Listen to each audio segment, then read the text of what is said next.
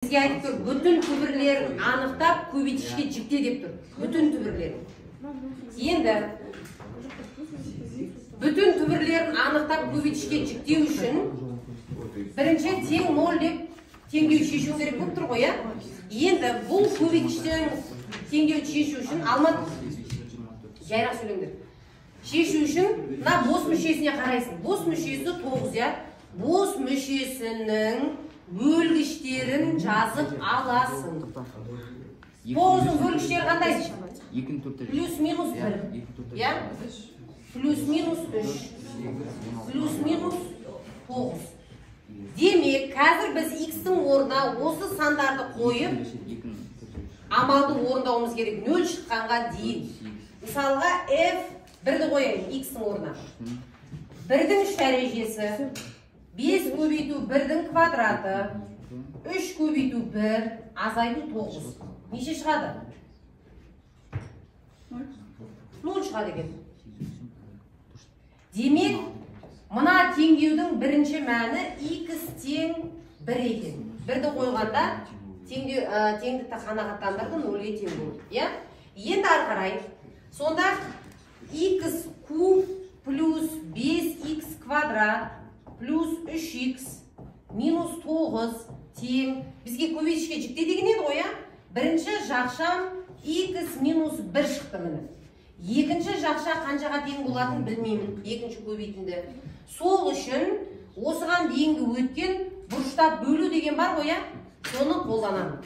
Яғни x куб плюс 5x квадрат плюс 3x минус 9 бөлемін x минус 1 деген көбейтішке.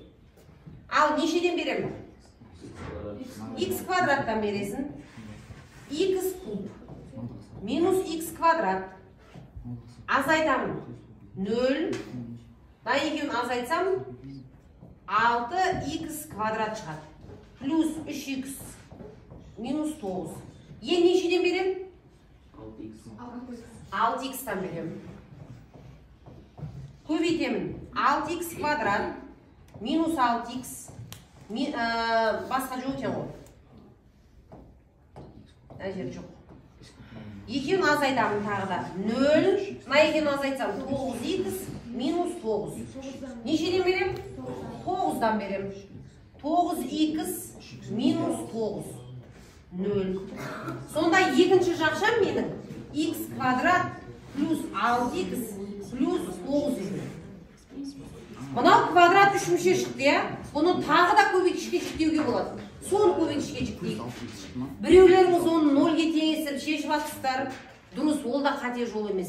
Біреуіңіз ветпен салып жатсын, ветке салып жатсын ғой. Енді мына тәсілді де үйреніп алсаңдар болады. Так, бөлеміз. Кесте түрінде. X квадрат деген қаяқтан шығады бізден?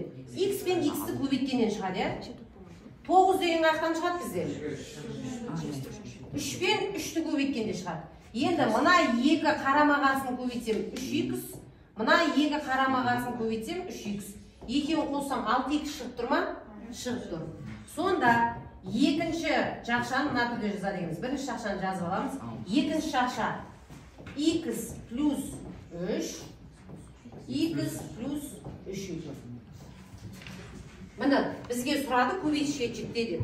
Бүтін мәндерін тауып көбейтішке жіктеді. Бірінші мәні қаншаға тең болды? X тең 1. Екінші мәні x тең 3. Мынаны дискриминантпен шешсеңдер, d тең 0-ге тең болып қалды. Яғни бірінші мәнінде, екінші мәнінде тең деген сөз. Міне, 3-тен көріп тұр. X тең 3, минус 3 екен. Мынау бірінші мән, мынау екінші мән, x 3-те минус 3-ке тең. Болды. Жима.